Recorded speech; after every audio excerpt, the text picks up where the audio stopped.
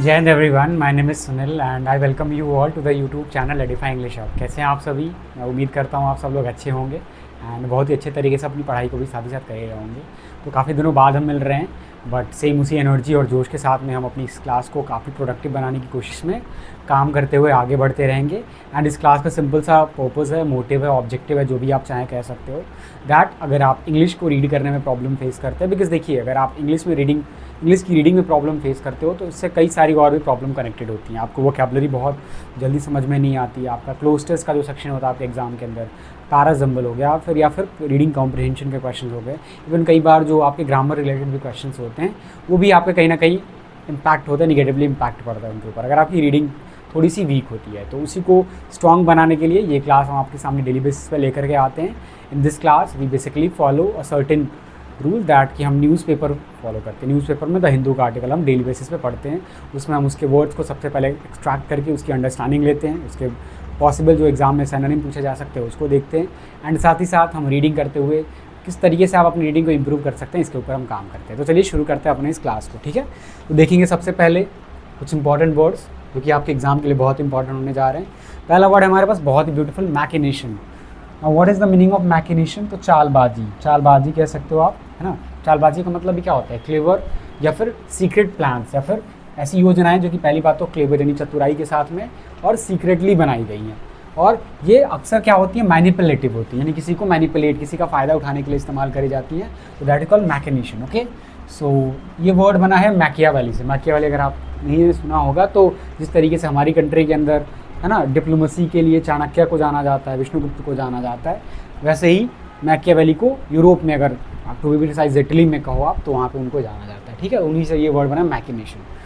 तो लीडर ने एक्सपोज कर दिया, खुलासा कर दिया पॉलिटिकल मैकिनेशन का, यानी पॉलिटिकल जो पार्टी थी उसका जो चालबाजी था उसको निकाल करके रख दिया बाहर सबके सामने और इस फैसले के पीछे। ओके, तो प्लॉट, स्कीम, कॉन्स्पिरेसी, षड्यंत्र भी आप इसको कह सकते हैं। Next word is relentless, something that is in continuing without stopping. कोई भी चीज़ जो बिना रुके हुए कॉन्टिन्यू रहती है, जारी रहती है, that is called relentless. Okay, she showed, इसने दिखाया एक ऐसे डिटर्मिनेशन को, ऐसी दृढ़ निश्चयता को दिखाया जो कि था सफलता पाने का, यानी सफलता जब वो पाने के लिए काम करना शुरू करी तो उसने कड़ी मेहनत करी, लगातार मेहनत किया।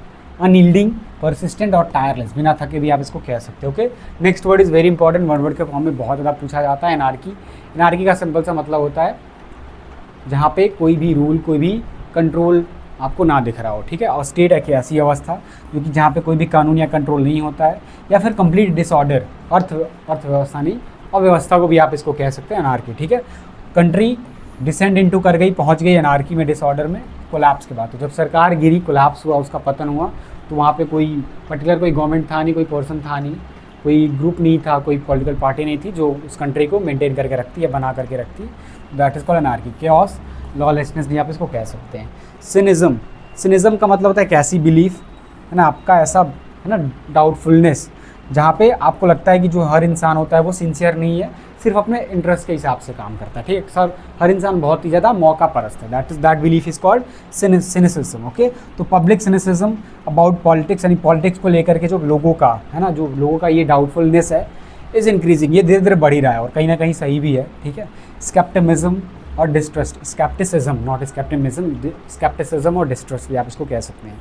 Next word is brazen. Brazen का मतलब है खुलेआम, है ना, बोल्ड इन अ शेमलेस, तो बिना किसी लज्जा के बोल्ड तरीके से कुछ काम को या डिसरिस्पेक्टफुल वे में किसी काम को करना, है ना, that is called brazen. He made a brazen attempt, उसने एक काफ़ी ब्रेजन यानी काफ़ी खुलेआम एक प्रयास किया जो कि था एग्जाम में चीट करने का, ठीक है। बोल्ड, ऑडेशियस थोड़ा सा पॉजिटिव है, इम्प्यूडेंट भी आप इसको कह सकते हैं। Next word is conflict. Conflict का सिंपल सा मतलब होता है किन्हीं दो चीज़ों को मिक्स करना, और जब दो चीज़ें गलत तरीके से मिक्स करी जाए ताकि आप अपना फ़ायदा कर सको, that is called to combine two things incorrectly, conflict. तो लोग अक्सर क्या करते हैं? कॉन्फ्लिक्ट करते हैं सक्सेस को मनी के साथ में। तो लोग हमसे क्या करते हैं? पैसे को सफलता के साथ में, यानी किसी के पास बहुत पैसा है that mean that person is successful, किसी के पास पैसा नहीं that person is not successful. Merge, confuse, mix up करना भी आप इसको कह सकते हैं in normal terms. Okay, last word is deterrence. Deterrence का मतलब होता है द एक्ट, एक ऐसा एक्ट जो कि यह प्रिवेंट करने का, रोकने का किसी चीज़ को, कि वो आपको डर बनाए, ठीक है। बाई क्रिएटिंग यानी डर बना कर किसी चीज़ को होने से रोकना, that is called deterrence. Strict जो लॉज होते हैं, जो काफ़ी कड़े कानून होते हैं, वो डिटरेंस का काम करते हैं, रोकथाम का काम करते हैं किसी भी क्राइम के खिलाफ। तो रूल्स जानबूझ करके इसीलिए स्ट्रिक्ट बनाए जाते हैं ताकि एक डिटरेंस क्रिएट हो, ठीक है। या फिर आप कह लीजिए कि कोई भी कंट्री अपने पास न्यूक्लियर वेपन इसलिए रखना चाहती है ताकि बाहर के कंट्रीज़ के अंदर डर हो, फिर मैंने इसके ऊपर अटैक किया तो वो भी मेरे ऊपर न्यूक्लियर बॉम्ब छोड़ सकता है। डिस्करेजमेंट या रिस्ट्रेंट भी आप इसको कह सकते हैं। तो ये कुछ इंपॉर्टेंट वर्ड्स हैं that can be very purposeful for examination, तो इनको आप ध्यान में रखेंगे, है ना। इसको रिवाइज़ करना होगा तो आप हमारे टेलीग्राम चैनल को ज्वाइन कर लीजिएगा, जहाँ पे हम इस क्लास का PDF और आर्टिकल का PDF आपको प्रोवाइड करते हैं, जिसका इस्तेमाल आप रिवीजन के लिए और एडवांस रीडिंग के लिए कर सकते हैं। तो चलिए देखते हैं आज के आर्टिकल का title, gang of 7। Gang word वैसे तो निगेटिव वर्ड है ना, एक ऐसा ग्रुपिंग जो कि, है ना, रॉन्ग पर्पस को फुलफिल करने के लिए बनाया जाता है। और कहीं ना कहीं आर्टिकल जब आप पढ़ोगे तो आपको ऐसा ही फील होगा। तो 7 लोगों का गैंग है, बेसिकली ग्रुपिंग है।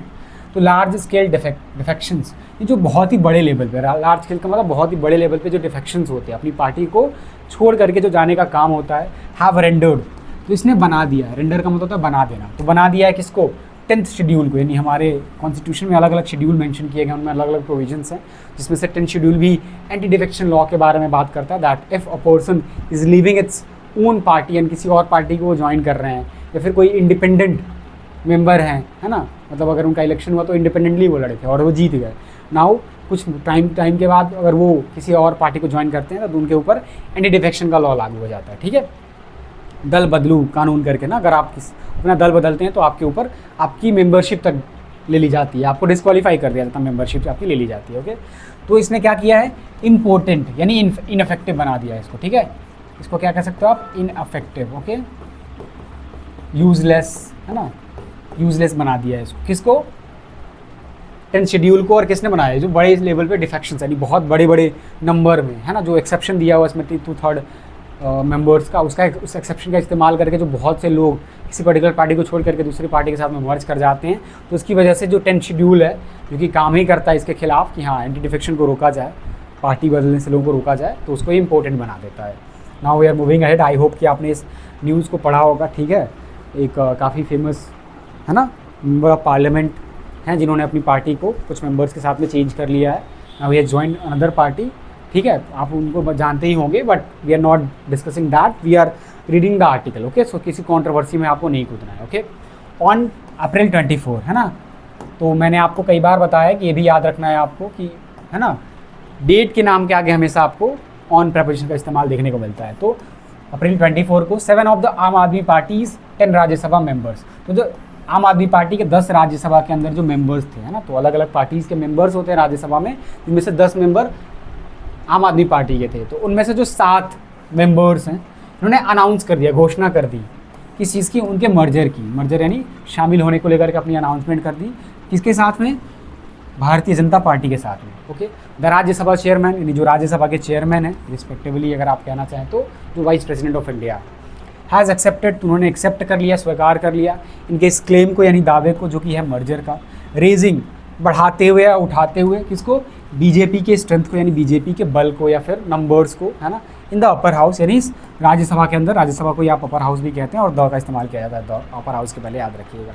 2113, यानी इसको कहाँ तक लेकर के चले गए? 113 तक लेकर के चले गए। एंड द कंबाइंड स्ट्रेंथ, और जो मिली जुली कंबाइंड जो टोटल जो स्ट्रेंथ है उसको, जो कि किसकी स्ट्रेंथ? नेशनल डेमोक्रेटिक अलायंस की, यानी एनडीए की, above the half way mark, यानी उस आधे वाले चिन्ह से भी ऊपर लेकर के चले गए फॉर द फर्स्ट टाइम। और ये काम कब हुआ? पहली बार हुआ। तो इस अनाउंसमेंट, इस मर्जर की वजह से 2 चीज़ें हुई। पहली बात तो अपर हाउस में बीजेपी की स्ट्रेंथ 113 तक पहुंच गई, और दूसरी एनडीए की, है ना, एनडीए की भी कंबाइंड स्ट्रेंथ को इन्होंने बढ़ा दिया, और इतना बढ़ गया कि ये आधे से 113 क्या होता है, आप अगर देखोगे तो 245 I think is the number of the members in Rajya Sabha. तो आप अगर इसको कैलकुलेट करोगे, है ना, इससे आप मान लो 2 से मल्टीप्लाई करिए तो क्या हो जाएगा, ये, है ना, ये हो गया ना आपका। बेसिकली आप देख लेना एक बार, ठीक है, आई में रॉन्ग, 245 या कितने सीट है मतलब, लेकिन उसको हाफ ए मार्क से भी ज़्यादा पहली बार में बढ़ा दिया इसको, मतलब पहली बार ऐसा हुआ है, 2 काम हुए हैं। द एपिसोड, यानी जो घटना है, एपिसोड का मतलब क्या होता है? घटना। तो ये जो घटना है, हाईलाइट, ये हाईलाइट करता है, यानी एक मिनट, हाईलाइट करता है द नेचर ऑफ आप, यानी जो आपकी का नेचर है उसको हाईलाइट करता है। The cross opportunism of the turn courts, है ना, तो ये है एक तरीके से क्रॉस अपॉर्चुनिज्म, यानी एक ऐसा अपॉर्चुनिज्म जो कि काफ़ी क्रॉस है। क्रॉस का मतलब होता है जो कि काफ़ी बेकार है, काफ़ी मतलब इसको आप कह सकते हो, क्रॉस का मतलब क्या होता है, बेकार, है ना, मतलब जो कि बहुत ही ज़्यादा वियर्ड हो, बहुत ही ज़्यादा अनएथिकल हो, इमोरल हो, ठीक है, इमोरल है ना, जो नैतिकता के ऊपर बात ना करता हो। तो उस अपॉर्चुनिज्म की यानी मौका परस्ती की जो कि ये किसके द्वारा किया जाता है, जो कि टर्न कोड्स के द्वारा किया जाता है। टर्न कोड का मतलब होता है दल बदल करने वाले, है ना। A person basically specially political party में अगर कोई मेंबर है जो कि अपने दल को बदल लेते हैं according to situation, according to opportunity, they are called turncoats. Okay, the mechanism, उस चालबाजी को जो कि है इस पर्टिकुलर पार्टी का, बीजेपी का, एंड साथ ही साथ और उस इंस्टीट्यूशनलाइज यानी काफ़ी सिस्टमेटिक तरीके से एस्टैब्लिश्ड जो डिफैंकिंग है। डिफैंकिंग का मतलब क्या होता है, of the anti defection law का, यानी इस दल बदलो विरोध के खिलाफ जो कानून बना हुआ है उसको डिफैंग करने का। डिफैंग का मतलब होता है खुले तौर पे किसी को चैलेंज करके छोड़ देना, ठीक है। तो ये भी दिखाता है इस चीज़ को। ऑफ द 7, इन 7 में से राघव चड्ढा, संदीप पाठक एंड स्वाति मलेवाल, तो ये जो तीनों लोग थे वर पार्ट ऑफ आप, वो इस पार्टी के हिस्से थे एक ऑर्गेनिक मैनर में, यानी ये नेचुरली इस पार्टी से जुड़े हुए थे, इस काम की वजह से, इनके काम की वजह से जुड़े हुए थे। टू द लिमिटेड एक्सटेंट, अगर हम इस लिमिटेड एक्सटेंट तक बात करें, हद तक बात करें, दैट इट हैड, जो इसके पास था एक आइडेंटिटी, एक पहचान थी इस पार्टी के पास, beyond the whims of its founder, जो कि इनके फाउंडर के मूड के बियॉन्ड थी, जिनका नाम है अरविंद केजरीवाल। तो ये नेचुरल तरीके से जुड़े हुए थे, और ये वही नेचुरल तरीका, ऑर्गेनिक मैनर क्या है कि हाँ, इस पार्टी के थोड़ी एक आइडियोलॉजी थी जो कि थोड़ी ही थी, और वो थोड़ा किससे ज़्यादा था, अरविंद केजरीवाल, है ना, अरविंद केजरीवाल की जो आइडियोलॉजी थी इस पार्टी को बनाने की, उससे थोड़ा सा ज़्यादा, मतलब कंपैरिजन तो कंपैरेटिवली कम ही है, बट उसके कॉन्टेक्स्ट में बात कर रहे हैं। फॉर द अदर 4, यानी बाकी 4 के लिए, देयर एग्जिट, ये जो इनका निकलने का काम था, ये एक अपॉर्चुनिस्टिक, है ना, एक मौका परस्ती थी ये, आज देयर एंट्रीज, जैसा कि उनकी एंट्रीज भी रही थी इनटू आप वर, है ना, जिस पर्पस से इन्होंने आपको ज्वाइन किया था उसी पर्पस से इन्होंने आपको छोड़ भी दिया। बेसिकली इन्होंने अपॉर्चुनिस्टिक बिहेवियर अपनाया, ओके, मौका परस्ती अपनाया। मिस्टर केजरीवाल, ये जो मिस्टर केजरीवाल है, यूज टू टॉन्ट, वो टॉन्ट किया करते थे, यानी उपहास बनाया करते थे किसका, कांग्रेस की पार्टी का, फॉर लूजिंग, होने के लिए इनके लेजिस्लेटर्स को, यानी मेंबर्स को, टू द बीजेपी। और ये कहाँ चले जाते थे, बीजेपी, यानी ये मजाक उड़ाते थे कि कांग्रेस की कई सारे मेंबर क्या करते थे, बीजेपी को ज्वाइन कर लेते थे इन सेवरल स्टेट, और ये कई सारे स्टेट्स में देखने को मिला। As symptomatic of the erosion, जो कि एक इंडिकेशन के तौर पे था, और इंडिकेशन है इरोजन का, यानी खात्मे का, और खात्मा किस चीज़ का है, इनके इस कांग्रेस की पार्टी के एथिकल रिस्पॉन्सिबिलिटी का, यानी जो मॉरल रिस्पॉन्सिबिलिटी है कि आप अपनी पार्टी के लोगों को एक साथ बांध करके रखो, अगर लोग छोड़ करके जा रहे हैं, दैट मीन्स कि आपके मोरल्स के ऊपर क्वेश्चन उठ रहा है, आपकी मोरल वैल्यूज़ भी क्या कर रही है, इरोड कर रही है, खत्म हो रही हैं। बट अ रिलेंटलेस कैंपेन, लेकिन एक कॉन्टिन्यूस कैंपेन में, अभियान में, जो कि था एनार्की का, इन परस्यूट ऑफ पावर, जो कि किसको लेकर के था, पावर की स्ट्रॉन्ग डिज़ायर को लेकर के था। इसने क्या किया, एक्सपोज कर दिया, खोल करके रख दिया उस ट्रू कैरेक्टर को, सच्चाई को, जो कि है आपका एज अ फार क्राई, जो कि था एक फार क्राई, यानी एक, है ना, जिसको आप दूर के ढोल सुहावने कहते हो ना, एक फार क्राई था, एक ऐसा मोटिव था जो कि बहुत ही दूर था फुलफिल करने से, फ्रॉम इट्स ग्रांड क्लेम, यानी इनके बड़े बड़े दाव के कंपैरिजन में। द डिसइंटीग्रेशन, यानी ये जो कोलैप्स या ब्रेकडाउन जो है किसका, इनके राज्यसभा के कंटिजेंट का, यानी ग्रुप के मेंबर्स का इज़ द कल्मिनेशन, तो ये फाइनल आउटकम है, कल्मिनेशन मतलब है फाइनल आउटकम है इनके सिनिसिज्म का, यानी इनकी पार्टी के ऊपर जो लोगों का भरोसा नहीं है उसको लेकर के, एंड अपॉर्चुनिज्म का भी ये कल्मिनेशन है, ऑन विच, जिस चीज़ के ऊपर ये जो आप पार्टी है उसने थ्राइव किया, उसने अपने आप को ग्रो किया है, इम्पोज करते हुए एक बहुत ही बड़ी कीमत किसके ऊपर, डेमोक्रेटिक इंस्टीट्यूशंस के ऊपर ऑफ इंडिया, जो कि इंडिया के अंदर है। इट रेप्ड व्हाट इट सोड, इसने वही काटा जो इसने बोया था, ठीक है। तो ये इस लाइन का मतलब हो गया, यानी that is no reason to ignore, यानी हो सकता है कि दूसरे रीज़न भी हो सकते हैं, लेकिन भले कोई भी रीज़न हो इग्नोर करने का। द ब्रेजन मिस इंटरप्रिटेशन, यानी ये जो ब्रेजन, खुले तौर पे, है ना, जो ये खुलेआम तरीके से जो मिस इंटरप्रिटेशन किया जा रहा है, गलत तरीके से जो इसका एक्सप्लेनेशन दिया जा रहा है, ठीक है। तो भले रीज़न कुछ भी हो, इग्नोर करने का, है ना, दैट इज़ नो रीज़न का मतलब सिंपल सा हुआ कि कुछ भी रीज़न हो सकता है, लेकिन इस रीज़न को इग्नोर करना कि जो ब्रेजन, गलत तरीके से या खुलेआम तरीके से जो मिस इंटरप्रिटेशन है, गलत तरीके से समझाने का जो काम है, इन्वोक्ड बाई, जिसको इन्वोक किया गया, इस्तेमाल किया गया किसके द्वारा, गैंग ऑफ 7, एंड एक्सेप्टेड, और जिसको एक्सेप्ट किया गया चेयरमैन ऑफ द राज्यसभा के द्वारा, ऑफ मिस इंटरप्रिटेशन किस चीज़ का है, इस 10th शेड्यूल का है जो कि कॉन्स्टिट्यूशन में बात करता है, विच बार्स, जो कि लिमिट लगाता है, जो कि रोक लगाता है कि इसके ऊपर डिफेक्शन को लेकर के, यानी दल बदल को लेकर के इलेक्टेड रिप्रेजेंटेटिव्स का, यानी वो लोग जो कि इलेक्ट करके चुने जाते हैं, ठीक है, फ्रॉम देयर ओरिजिनल पार्टी। अगर वो अपनी ओरिजिनल पार्टी से बेसिकली डिफेक्ट करते हैं, दूर जाते हैं, तो उनको दंडित करने के लिए जो ये कानून बनाया गया था, ये उसका खुलेआम मिस इंटरप्रिटेशन है। कैसे? The merger exception. तो ये जो मर्जर को शामिल होने को लेकर के एक्सेप्शन दिया गया है ना, ये जो अपवाद दिया गया है इन द शेड्यूल, इस 10th शेड्यूल के अंदर, इज क्लियर, यह स्पष्ट है दैट अ पार्टी कैन, ये जो पार्टी होती है ये मर्ज कर सकती है किसी दूसरे पार्टी के साथ में, सब्जेक्ट टू कंकरेंस, पर ये अधीन है उस कंकरेंस के, यानी साथ में आने के, जो कि ये 2/3 ऑफ इट्स लेजिस्लेचर का, यानी इसके 2/3 जो मेंबर हो उनका आना ज़रूरी है। तो राज्यसभा में 10 मेंबर थे आम आदमी पार्टी, इसने साथ ने क्या किया, छोड़ दिया। तो आप निकाल लीजिए 10 का 2/3 आप निकालोगे, है ना, देख लीजिए आप, है ना, मतलब ये हो गया ना, लगभग 7 के आसपास ही हो रहा है। तो ये मेंबर ये सेटिस्फाई कर दिया एक्सेप्शन को। इन 2023 यानी 2023 में the supreme court of India, यानी जो हमारी यहाँ की सुप्रीम कोर्ट है, इन्होंने एक्सप्लेन किया, एलाबोरेट किया दैट की the legislature party can not dictate, ये जो लेजिस्लेचर पार्टी यानी सत्ता में जो पार्टी है, मान लीजिए, है ना, वो डिक्टेट नहीं कर सकती है, काम करने के लिए बता नहीं सकती है कोर्स को, रास्ते को, जो कि है पॉलिटिकल पार्टी का, यानी पॉलिटिकल पार्टी की आइडियोलॉजी क्या होनी चाहिए उसको लेजिस्लेचर पार्टी नहीं बताएगी। And the two can not, और ये जो दोनों ही हैं वो इनको मिक्स नहीं किया जा सकता, ओके, गलत तरीके से। 2/3 of the members of the legislature party of the original party, जो 2/3 मेंबर्स हैं किसके, लेजिस्लेचर पार्टी के, जो कि है ओरिजिनल पार्टी का, मस्ट एक्सेप्ट, तो उनको एक्सेप्ट करना चाहिए। यहाँ पे मान लीजिए कि आम आदमी पार्टी यहाँ पे ओरिजिनल पार्टी हो गई, और लेजिस्लेचर पार्टी क्या हो गई, है ना, 2/3 of the member of the legislature party. और मान लीजिए ये राघव चड्ढा फिर जो लोग थे, है ना, इतने लोग सत्ता में जो थे, राज्यसभा में 10 लोग थे, लेजिस्लेचर पार्टी हो गई, और इनका 3rd ये जो 7 लोगों ने अपने आप को बाहर निकाला है वहाँ से, मस्ट एक्सेप्ट, तो उनको एक्सेप्ट करना चाहिए एक मर्जर को, फॉर इट, इसके लिए, टू बी वैलिड, ताकि वो वैलिड हो, सही हो, under the anti defection law, यानी एंटी डिफेक्शन लॉ के अंतर्गत। टू टर्न दिस अराउंड, इस चीज़ को पलटने के लिए, इस चीज़ को मिसयूज़ करने के लिए, एंड आर्ग्यू करने के लिए दैट कि 2/3 of the parties legislature members, जो 2/3 लोग हैं पार्टी के लेजिस्लेचर मेंबर्स के, कैन क्रॉस ओवर, ये मिक्सअप हो सकते हैं दूसरी पार्टी के साथ में, विदाउट अट्रैक्टिंग, बिना अट्रैक्ट किए हुए, बिना खींचते हुए डिस्क्वालिफिकेशन को, यानी अगर ये ऐसा करते हैं तो इनको क्वालिफाई नहीं किया जाएगा, इनका मेंबरशिप नहीं छीनी जाएगी। जस्ट स्ट्रेच, तो ये क्या है, एक स्ट्रेच है, ये एक अपवाद है जो कि मिसयूज़ किया जा रहा है, एंड इज़ बीइंग चैलेंज, और इसको चैलेंज भी किया जा रहा है कहाँ पे, कोर्ट के अंदर, आम आदमी पार्टी के द्वारा।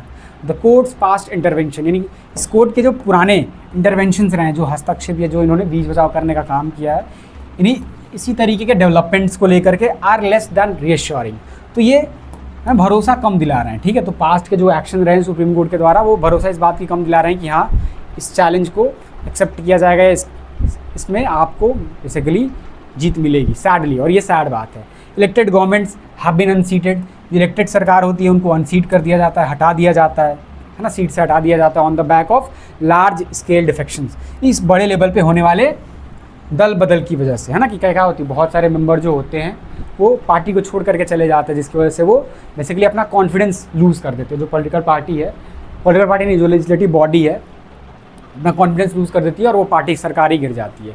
रेंडर करते हुए, बनाते हुए द 10th शेड्यूल को इम्पोर्टेंट यानी अनइफेक्टिव इन द रिसेंट पास, यानी हाल ही के समय में ऐसा देखने को मिला है।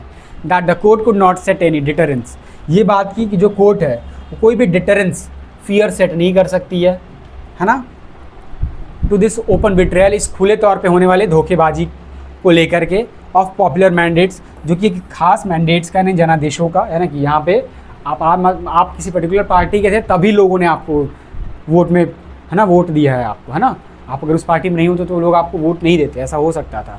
इस बॉर्न आउट, तो इसको बॉर्न आउट किया जा रहा है ना, इसको इस्तेमाल किया जा रहा है बाय द फैक्ट, इस fact say that such act, कि इस तरीके के जो एक्ट हैं आर बीइंग रिपीटेड, उनको रिपीट किया जा रहा है विद इम्प्यूनिटी, यानी बिना किसी सज़ा के साथ में, यानी आज़ादी के साथ में, फ्रीडम के साथ में, है ना, सज़ा से आज़ादी इस चीज़ के साथ में यूज़ किया जा रहा है। तो आपने महाराष्ट्र का केस देखा होगा, आई होप, है ना, आपने ये भी केस देख लिया, और बहुत सारी पार्टीज़ के केस आपने देखे होंगे जहाँ पे इस तरीके से काम किया जा रहा है, ओके, जहाँ पे लार्ज स्केल डिफेक्शंस का इस्तेमाल करके लोग सरकारी गिरा देते हैं। आप एंटी डिफेक्शन के बारे में डिटेल में पढ़िएगा, it is very important to read. Article का क्वेश्चन देखते हैं। What does the article suggest? इस आर्टिकल में क्या बात कर रहा है nature of recent political defection को लेकर के, क्या है नेचर इसका? तो डिफेक्शन को लार्जली आइडियोलॉजिकल अलाइनमेंट से चलाया जाता है। No, opportunism and pursuit of power are key motivations. Yes, such defections reflect strong internal party democracy. ऐसा नहीं है ना, स्ट्रॉन्ग तो रहता तो होता ही नहीं ऐसा। Only 2 will be the correct answer. What inference can be drawn, यानी क्या निकाला जा सकता है इस आर्टिकल से, जो कि है इस प्रकार के डिफेक्शन का डेमोक्रेसी के ऊपर, मतलब बेसिकली इस तरीके के डिफेक्शन का डेमोक्रेसी के ऊपर क्या इम्पैक्ट पड़ता है, इस आर्टिकल में क्या बताया है। तो ये इंस्टीट्यूशन और पब्लिक ट्रस्ट को कमज़ोर करते हैं, सही बात है। ये मैंडेट ऑफ इलेक्टोरल गवर्नमेंट को नहीं, है ना, जो लोगों ने चुना है सरकार को, उसको स्ट्रॉन्ग बनाते हैं, ऐसा नहीं है। ये कमज़ोर कर देते हैं स्पिरिट ऑफ रिप्रेजेंटेटिव डेमोक्रेसी का, ये भी बात सही है। तो हमारा आंसर हो जाएगा पहला और तीसरा। तो आज हमारे पास सिर्फ 2 ही क्वेश्चंस थे। ओके, एंड मैंने आपको पहले ही बता दिया, फिर से आपको बता दूँ एक बार कि हमारा इंस्टाग्राम हैंडल ही है, इसको आप ज्वाइन कर लीजिए, है ना। QR यहाँ पे दिया हुआ है, you need to do work hard, scan करिए and you will get to the channel. Okay, and Telegram channel भी हमारा ज्वाइन कर लीजिए, that is also very good platform, जहाँ पे आप इस आर्टिकल का PDF और साथ ही साथ रिवीजन के लिए इस वर्ड का और क्वेश्चन का PDF आपको मिल जाएगा यहीं पे। तो क्लास कैसी लगी अपना कमेंट ज़रूर करके हमें बताइए, एंड अगर आप चैनल पे नए हो तो do subscribe the channel as well, ताकि आने वाली क्लासेस का आप बेनिफिट ले सको, आप अपनी रीडिंग को इम्प्रूव कर सको। ओके, तो आज के लिए बस इतना ही था, मिलते हैं आपसे नेक्स्ट आर्टिकल में, तब तक आप अपना ध्यान रखिए। थैंक यू एंड जय हिंद।